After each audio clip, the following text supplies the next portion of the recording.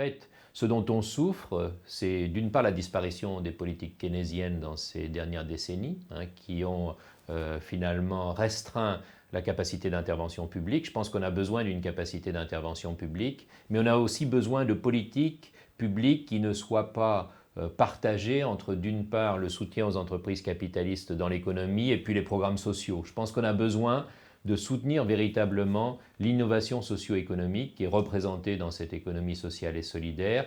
Et on s'est trop centré sur la seule innovation technologique. Je pense que l'innovation socio-économique aujourd'hui, dans une économie qu'on appelle souvent une économie de la connaissance, une économie du relationnel, une économie immatérielle, l'intelligence collective, c'est d'abord des gens qui travaillent ensemble. Et je pense que toute cette contribution au bien commun, il faut aujourd'hui la reconnaître vraiment dans les politiques publiques, ce qui n'est pas encore le cas, sauf au niveau local et régional, où là, il y a eu des politiques qui se sont développées dans les dernières années. Mais si on prend l'exemple de la Lorraine, on a dépensé des milliards d'argent public pour des entreprises qui, 20 ans après, ont quitté ce territoire. Donc il vaut mieux, me semble-t-il, du point de vue de la bonne utilisation de l'argent public, investir dans des activités non délocalisables, dans des activités qui sont utiles pour un mieux vivre, plutôt que de vouloir attirer des entreprises qui risquent de disparaître aussi vite qu'elles sont venues sur un territoire considéré. Premièrement, l'économie sociale et solidaire est une force au niveau de l'emploi. Elle représente une augmentation de l'emploi continue, aujourd'hui à peu près un emploi sur 10 en France, et puis surtout, en dynamique, c'est important parce que les associations depuis les années 2000 ont créé plus d'emplois que les entreprises privées. Donc il y a un déplacement de l'emploi vers l'économie sociale et solidaire, ça c'est une première chose, mais je pense que l'économie sociale et solidaire ne peut jamais se justifier entièrement au regard du nombre d'emplois créés. Ce qui est vraiment important, c'est que c'est un mode de développement qui est soucieux de l'environnement, qui est soucieux de la cohésion sociale, comme on l'indiquait à l'instant, qui est soucieux aussi de produire des formes de démocratie participative pour faire que les gens soient concernés par les activités économiques. Ce n'est pas quelque chose qui doit leur passer au-dessus, c'est quelque chose dans lequel chacune peut être impliquée. Je pense que c'est une économie qui repose sur l'engagement citoyen. C'est vraiment un projet de démocratiser l'économie à partir d'engagements citoyens. Et d'ailleurs, si les engagements citoyens ne sont pas présents, je pense qu'elle perd de son originalité, ce qui est le cas dans un certain nombre de dérives qu'il faut aussi envisager. Donc je crois que l'idée, en fait, à travers l'économie sociale et solidaire, c'est plus que de parler simplement d'économie, c'est parler en fait à la fois d'économie et de politique. C'est-à-dire que si on veut éviter la crise démocratique dont on nous parle parfois et dont on voit des signes évidents, si on veut éviter la coupure entre des élites et puis des gens qui pensent ne plus du tout être entendus, il faut, je crois, retrouver un lien entre ces initiatives citoyennes, cet engagement public qui est vivant aujourd'hui, et puis le monde politique, et voir que aucun expert ne pourra apporter la solution à la crise, ne pourra nous sortir de la crise à lui seul, aussi intelligent soit-il. Ce qui est important, c'est de réunir toutes les énergies pour arriver à formuler un nouveau projet vers lequel on a envie d'aller. Mais c'est ça qui manque aujourd'hui. Et je crois que l'économie sociale et solidaire peut apporter sa pierre pour ce nouveau projet. Je pense que, si vous voulez, le discours même des tenants du marché total a changé depuis la crise de 2008. C'est-à-dire qu'on ne nous promet plus que le marché résoudra tout. On nous promet effectivement un peu autre chose, qui est le fait que le capitalisme puisse se moraliser. Et là, effectivement, il y a un piège, je pense, pour l'économie sociale et solidaire, c'est de penser cette économie sociale et solidaire uniquement comme un social business qui, lié à la responsabilité sociale et environnementale de l'entreprise, permettrait de moraliser le système et le système resterait en place sans bouger. Or, c'est le cœur du système qui, je crois, produit des inégalités, produit des dégâts écologiques. Donc, il ne s'agit pas de l'amender à la marge, il ne s'agit pas de faire des programmes sympathiques pour les pauvres, il s'agit vraiment de trouver une autre dynamique socio-économique et je pense que c'est ce qui est discuté aussi au sein de l'économie sociale et solidaire. Je pense qu'il ne faut pas être dupe de cet opportunisme du slogan « moraliser le capitalisme ». Je pense, comme Habermas, qu'il y a une tension irréductible entre capitalisme et démocratie. On la voit dans les 2 derniers siècles.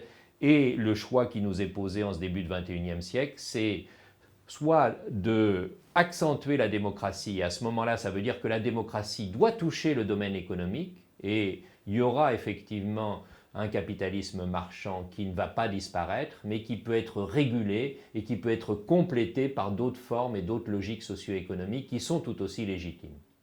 Alors, je pense qu'aujourd'hui, avec les changements climatiques qui se traduisent aussi en inégalités, avec l'explosion des surrichesses, de la pauvreté et de la précarité en même temps, je pense que l'on a rompu avec les équilibres raisonnables que l'on avait pu constituer après-guerre grâce aux compromis issus de la résistance. Donc je crois qu'il faut retrouver un compromis raisonnable entre économie sociale et écologie qu'il faut désormais intégrer. Et il me semble que ceci peut être fait en reprenant ce qui a été le souci constant de la gauche, c'est-à-dire le souci de la lutte pour l'égalité.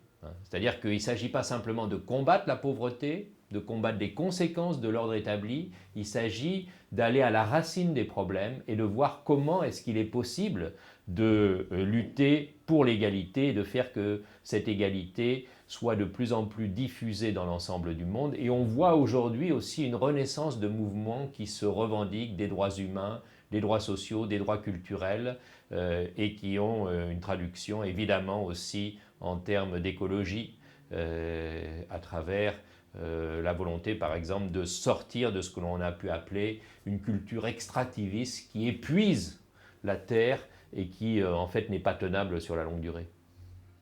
Le grand risque, c'est d'en faire une économie, disons, voiture-balai, hein, pour les gens qui n'arrivent pas vraiment à suivre dans l'économie normale. Et ça, c'est, je pense, le danger d'enclavement d'une économie sociale et solidaire qui serait cantonnée justement à ce rôle de palliatif.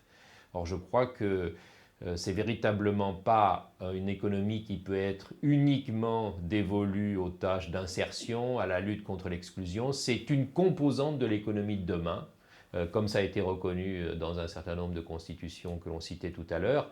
Et je crois que c'est ça l'enjeu, hein, c'est d'en faire une composante de l'économie normale et non pas une économie pour les gens qui sont un peu à la traîne par rapport à l'économie normale. Et c'est là où on a vraiment des clichés, des représentations, hein, qui restent très très fortes chez les décideurs. Par exemple, on accuse souvent cette économie de concurrence déloyale, ce qui n'a aucun fondement réel.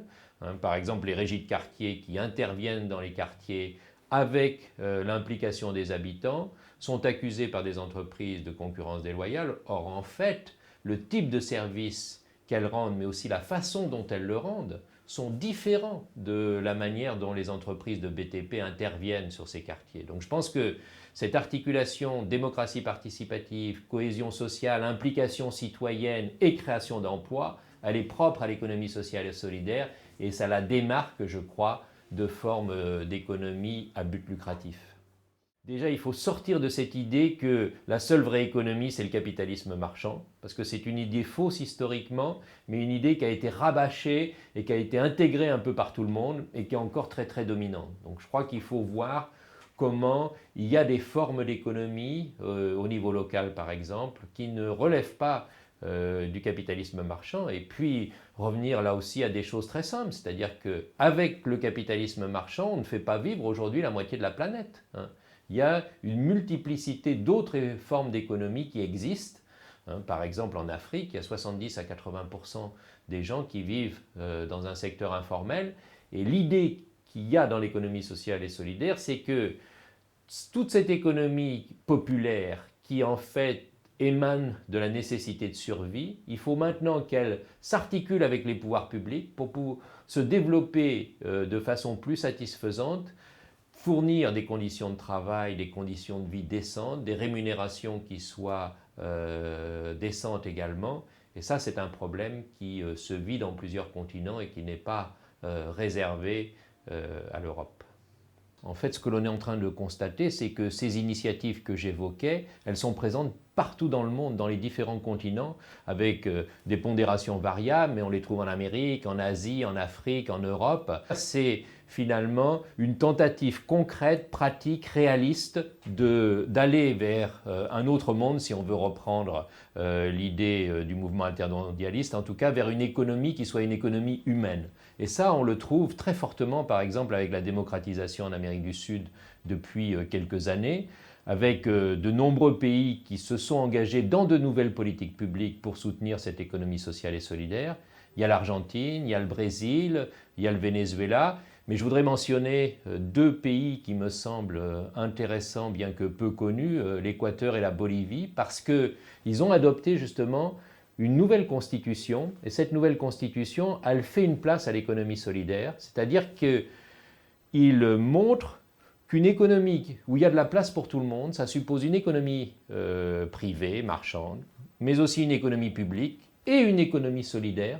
Et dans le mouvement de réhabilitation de l'économie solidaire, c'est en fait tout ce qui est de l'ordre de l'économie populaire et qui avait été invalidé précédemment parce qu'on considérait que les cultures indigènes c'était archaïque et qu'il fallait aller vers la modernité. Or en fait, ils veulent penser à un autre mode de développement et cet autre mode de développement, il est fondé sur ce qu'ils appellent une économie plurielle, économie privée, économie publique et économie solidaire, et de voir comment tout ça peut s'agencer pour un objectif qui n'est plus la croissance maximale à tout prix, mais qui est ce qu'ils appellent le buen vivir, c'est-à-dire le vivre bien, le bien vivre. En fait, l'économie est remise à sa place. L'économie, c'est qu'un moyen qui est au service de finalités humaines, sociales, écologiques, et qui n'est pas une fin en soi. Et je crois que ce changement un peu symbolique qui est en train de s'opérer dans ces pays n'est pas un changement exotique qui concernerait que ces petits pays d'Amérique du Sud. C'est, je pense, une des questions fondamentales qui est posée à toutes les économies d'aujourd'hui. Je crois que dans ce début de XXIe siècle, nous devons trouver un nouveau modèle économique qui soit véritablement au service de la planète, de la population et de ce souci d'égalité qui me semble aujourd'hui plus que jamais nécessaire. Et il me semble que l'économie sociale et solidaire est en train de se renforcer dans différents contextes, justement par rapport à ces exigences. Et je crois que ça aide justement à traduire concrètement ce que peut être cette transition écologique dont on parle tant. Et ça peut aussi amener finalement à relativiser la place des lobbies qui sinon font la loi d'une certaine façon. Montrer qu'il est normal qu'il y ait plusieurs façons de s'organiser en économie et puis ensuite, une fois qu'on a fait de la place pour ces différentes façons de s'exprimer, ensuite on peut décider collectivement et individuellement de là où on veut s'inscrire. Ce n'est pas du tout une économie qui est encadrée du haut, c'est une économie qui part de la base. Mais à un moment donné, il faut justement que les grandes institutions et ces initiatives issues de la base se rencontrent. Je pense que c'est la question qui nous est posée aujourd'hui.